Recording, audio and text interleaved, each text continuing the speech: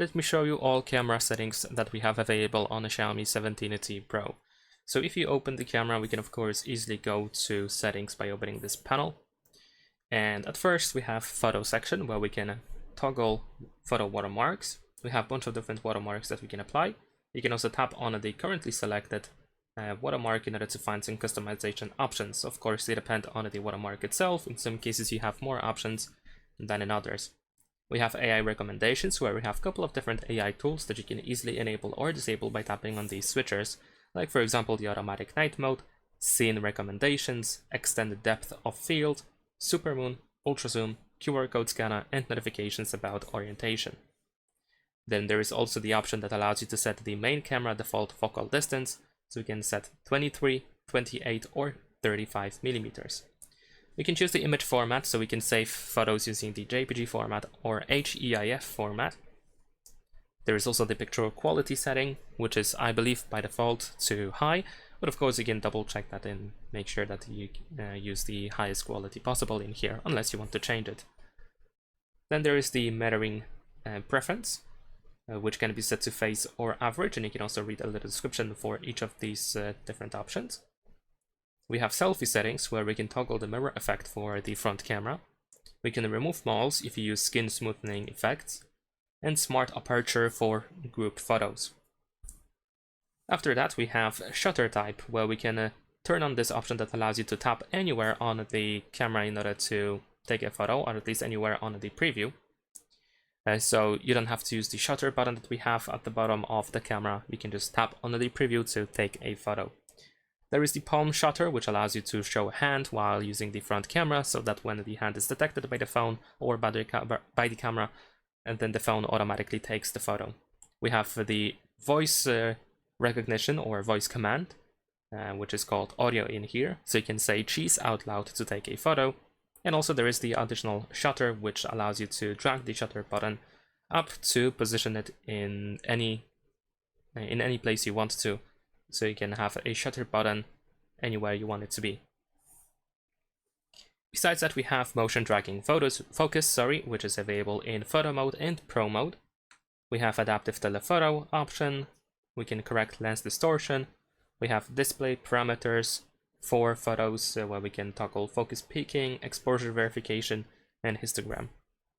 Besides that, we can find fast shots, which redirects you to lock screen settings, where we have launch camera shortcut. So when the screen is locked, you can double press the volume down button to either open camera or open camera and immediately take a photo. It's up to you which option you prefer. And then we have a video section where we have the video encoder option. You can choose HEVC format or H.264 format for your videos. In audio settings, we have smart noise reduction, 3D sound, and source tracking.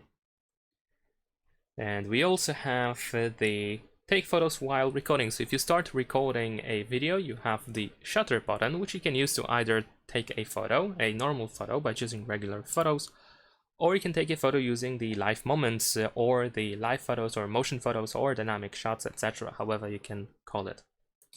So it's up to you which one you prefer. We have motion tracking focus again, this time of course for videos, and it is available in video and pro mode, and it supports up to 4K 30 frames per second. We have HDR10+, adaptive telephoto, and display parameters again, this time for video. And besides focus peaking and exposure verification and histogram, which is also available for photos, there is also waveform and audio histogram for videos. And there is automatic frame rate, which can reduce frame rate for videos in low light or high temperature environments automatically.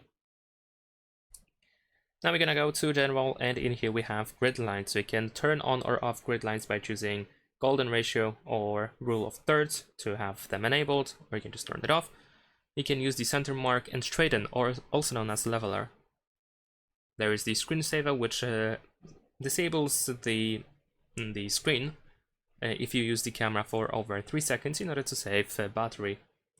Preserve settings allows you to save camera settings as they are when you leave the camera, so then when you return to the camera, they are still there, so you don't have to set up all of these different things again.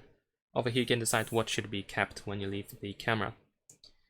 In feature layout, you can choose which camera modes should be quickly accessible throughout this on this panel that we can slide, and which options should be available if you open the More section.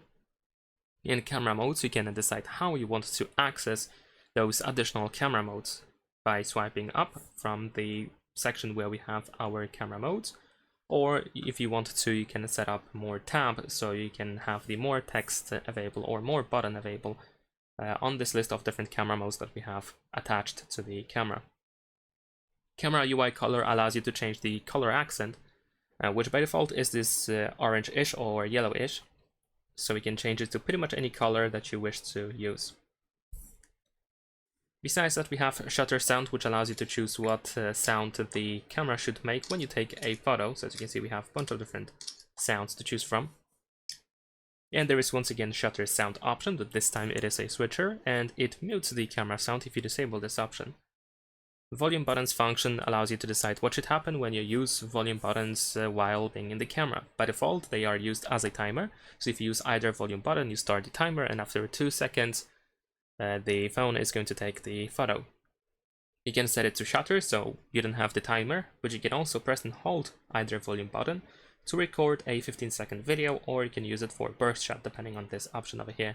You can also set it up to make it work like a zoom, so you can zoom in using volume up and zoom out using volume down, a very convenient feature. And you can just turn off camera functionality that is attached to volume buttons, and you can just simply change the volume on your phone. And there is also the save location info option, which allows you to save the information about where the photo is taken or where the video is recorded. So then when you go to details of that photo, if you check out information about the photo then or video, of course, then you can see the location.